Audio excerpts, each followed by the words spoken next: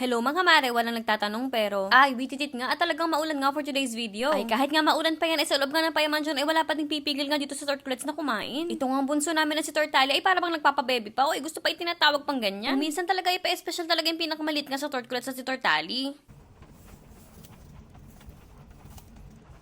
May family lunch nga pala kami ngayon dahil nga celebration ng birthday nga ng mama ni boss. Dito nga habang gumagayak nga ako ay nakabatay nga talaga sa akin itong si Ellie at dyan nga daw siya mag-vroom-vroom. Nakagayak na nga din pala ako pero ito nga si Ellie ay kailangan ko nga munang linisin bago nga kami umalis.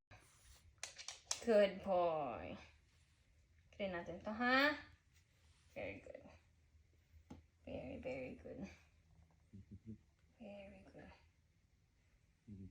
Very good.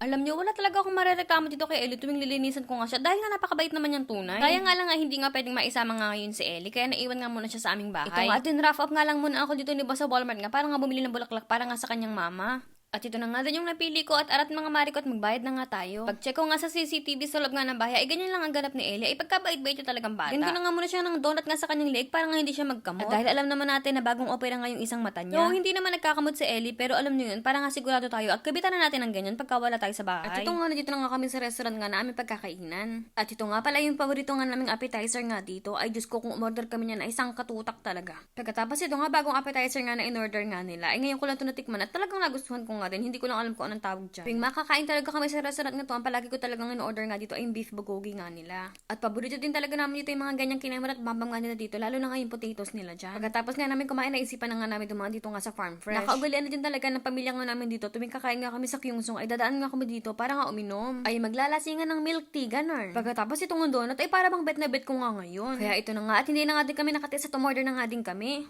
Ay ito na nga mga mare ko, ay nako, napakadaming sugar.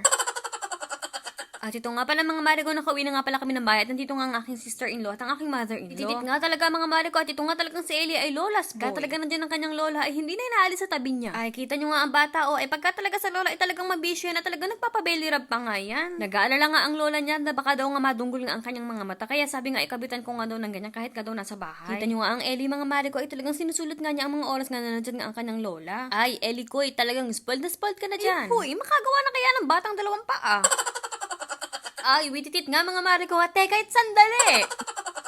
Ang nagkukulitan pa nga sila dito sa aming bahay, ako nga muna ay nagpaalam nga sa kanila. At sabi ko nga ako, ipupunta nga muna ako ng mall. Ay, alam niyo naman, ang Maring Sisi nga isang tinderella. At ayan nga, pinik up ko na nga yung mga orders. Ay, nakita niyo yung clinic na 100 ml na yan. Ay, 1,500 lang yan. At pagkatapos nga ng aking mabilisang pick up ito nga, at nasa bahay na nga din ako ulit. At ito nga, at may poging bata nga nasa masalubong nga sa akin. At syempre, ang boss nga at ang Maring Sisi ay talagang for the workout pa din ng kinagabihan nga. Hey, what do you want, bro?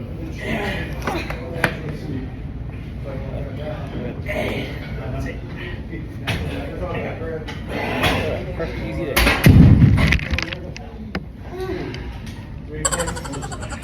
Nagkandalo-loko na talaga mga mare ko. Sa donut at sa milk tea ay para bang bumigat nga ang aking katawan. Huy! Outfit mo nga yan, Maring Sisi, ay ewan ko na lang kung hindi kasi punin. At ito nga't pauwi na nga kami at ito lang muna for today's vlog. Thank you for watching and see you guys on our next one.